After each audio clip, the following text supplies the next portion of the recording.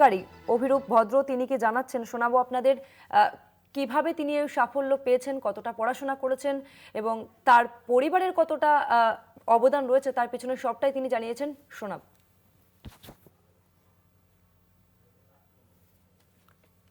৯৮ পেয়ে আমি প্রথম হয়েছি। আর তারপরে আর দেখার সুযোগই হলো না, এত লোকজন আসলো। কতটা প্রত্যাশা ছিল, কতটা পূরণ হলো? পরীক্ষা দিয়ে আমি জানতাম যে ভালো হয়েছে, র্যাঙ্কের আসার মতোই হয়েছে পরীক্ষা, কিন্তু তাই যে প্রথম হব এটা কখনোই আশা করিনি, তাই আজকে বেশ ভালো লাগছে। আর মোটামুটি ফেভারিট সাবজেক্ট কি ছিল? ফেভারিট সাবজেক্ট আমার দুটো ছিল, একটা ফিজিক্যাল সায়েন্স আর একটা হিস্ট্রি। আচ্ছা, আর কি পড়াশোনা ছাড়া আর কি ভালো লাগতো? পড়াশোনা ছাড়া আমি মানে বই পড়তাম, একাডেমিক্স এর বাইরে মনীষীদের বই পড়তাম, সিনেমা দেখতাম। হ্যাঁ, কোন মনীষী সবথেকে প্রিয়? স্বামী বিবেকানন্দ নিঃসন্দেহে। আচ্ছা, আর কোন সিনেমা সবথেকে প্রিয়?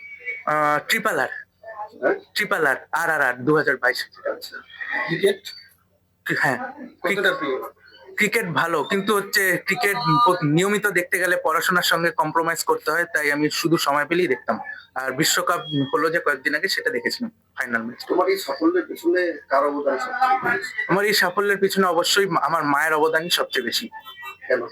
কারণ কি, আমার মাই আমার একা হাতে সব দায়িত্ব পালন করেছে এবং পড়াশোনা সম্পর্কিত আমার যাবতীয় যা যা প্রয়োজন সব মা নিজেই জোগাড় করেছে। কখনো আমাকে ভাবতে দেয়নি যে আমার মানে আমাকে অনুপ্রাণিত করেছে আর কি। মানে কতক্ষণ পড়তে পড়াশোনা ছিল?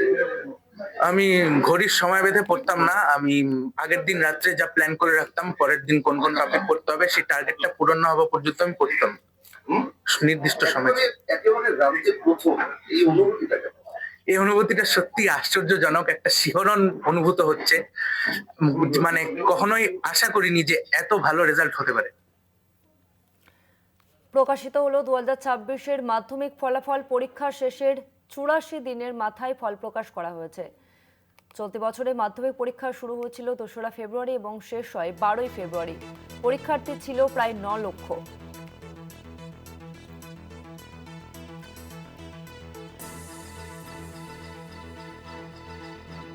গত বছরের তুলনায় এবারে পাশের হার বেশি। গত বছরে ছিল 86.56%, আর এবছরে 86.83% পাশের হার। অন্যদিকে 47 জনের পরীক্ষা বাতিল হয়েছে। প্রথম হয়েছেন অভিরূপ ভদ্র, সারদা বিদ্যা মন্দিরের ছাত্র তিনি। উত্তর দিনাজপুরের রায়গঞ্জের বাসিন্দা অভিরূপ, তার প্রাপ্ত নম্বর 698।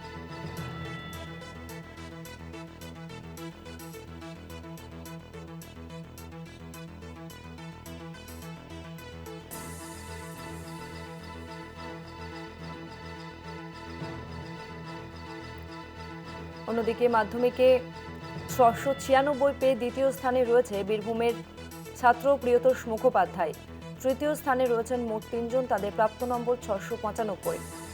দক্ষিণ 24 পরগনার নরেন্দ্রপুর রামকৃষ্ণ মিশন বিদ্যালয়ের সৌর জানা, মেদিনীপুরের রামকৃষ্ণ শিক্ষা মন্দিরের অঙ্কন কুমার জানা, বাঁকুড়া ক্রিশ্চিয়ান কলেজিয়েট স্কুলের মৈনাক মণ্ডল 3 জন রয়েছেন তৃতীয় স্থানে। এবারের মাধ্যমিকের হার 86.83% এবং মাধ্যমিকে প্রথম 10-এ ঠাঁই পেয়েছেন 131 জন, এবং এর মধ্যে যারা প্রথম হয়েছে তাদের প্রাপ্ত নম্বর 99.71%। যারা দশম স্থানে রয়েছে তাদের প্রাপ্ত শতাংশ 98.21। অন্যদিকে এবারের মাধ্যমিকে পাশের হার সব থেকে বেশি কালিম্পংয়ে। পূর্ব মেদিনীপুর জেলা রয়েছে দ্বিতীয় স্থানে, পাশের হারে তৃতীয় স্থানে রয়েছে কলকাতা।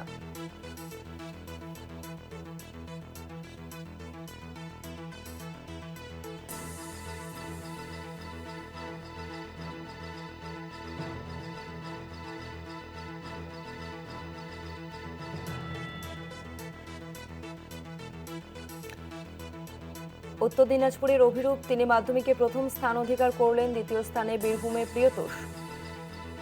পরীক্ষার 84 দিনের মাথায় ফল প্রকাশ করেছে পর্ষদ এবং চলতি বছর মাধ্যমিক পরীক্ষা শুরু হয়েছিল 2রা ফেব্রুয়ারি এবং শেষ হয় 12ই ফেব্রুয়ারি। প্রথম 10-এ রয়েছেন 131 জন। মাধ্যমিকে পাশের হারে শীর্ষে রয়েছে কালিম্পং, তারপর পূর্ব মেদিনীপুর এবং শেষে কলকাতা। মাধ্যমিকে প্রথম স্থান অধিকারী অভিরূপ ভদ্র, তার প্রাপ্ত নম্বর 698, তিনি উত্তর দিনাজপুরের রায়গঞ্জের বাসিন্দা। অন্যদিকে 696 নম্বর পেয়ে দ্বিতীয় স্থানে রয়েছে প্রিয়তোষ মুখোপাধ্যায়, তিনি বীরভূমের বাসিন্দা। তৃতীয় স্থানে রয়েছেন তিনজন।